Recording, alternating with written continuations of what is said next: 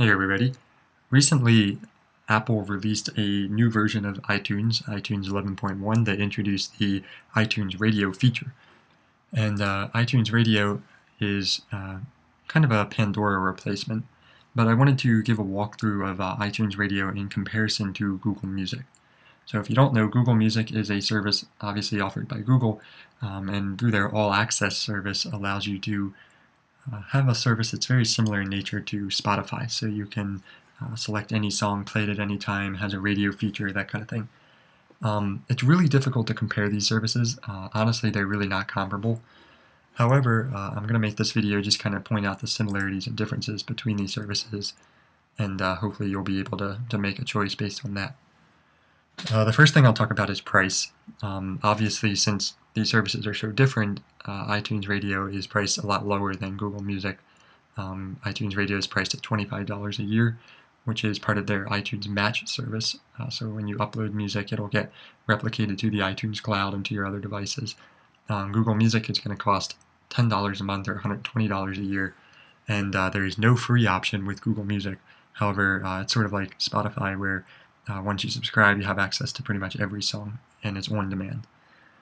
So in terms of availability, Google Music is available on Android devices in any web browser, so Mac, Windows, Linux, any device with the browser. And they're making an iOS app at the moment, but you can access Google Music through the web browser on iOS. iTunes Radio is only available on iOS devices from mobile, and it's available on Mac and Windows through the iOS desktop application. In terms of song selection, Apple hasn't released any official numbers yet, but Google and Apple have both been in talks with most of the major record labels, so I think that the number of songs that each of them have is going to be pretty comparable, and that's likely in the several million songs. From a song recommendation standpoint, I think the radio in Google Music is a little bit better than the radio in iTunes Radio. Based on songs that I've played, listening I've done, I've gotten a lot of songs that are very similar. I've gotten a lot of songs that I maybe haven't heard before, but I did enjoy based on the music that I put in. On iTunes Radio, I got a lot of repetitive songs. I got a lot of songs that I've heard before. I was looking more for like a music discovery kind of service, and a lot of the songs I've heard before from iTunes Radio. However, that being said, there is a little interesting feature in iTunes Radio where you can sort of slide this bar back and forth and change between hits, variety, and discovery.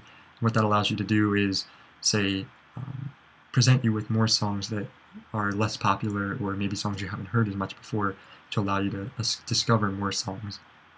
Now the difference, I think the main difference that a lot of people are looking at between Google Music and iTunes Radio, and really the reason that they're not comparable at all, is because Google Music is more of an entire music replacement service. So through Google Music, I have a library, I have playlists, I have a radio, pretty much everything, sort of like Spotify almost, is directly available through Google Music.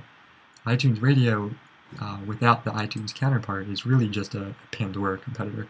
It does not have playlists, it does not have song saving. I can't play any song I want on demand. I'm limited to 6 skips per radio station. I still get advertisements, that kind of thing.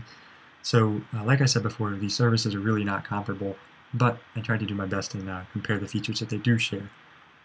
So I think overall, the number of people that are going to be accessing each of these services is really going to be dependent upon what you're looking for in a streaming service. If you're looking for any song at any time, your own playlist, that kind of thing, Google Music's the way to go.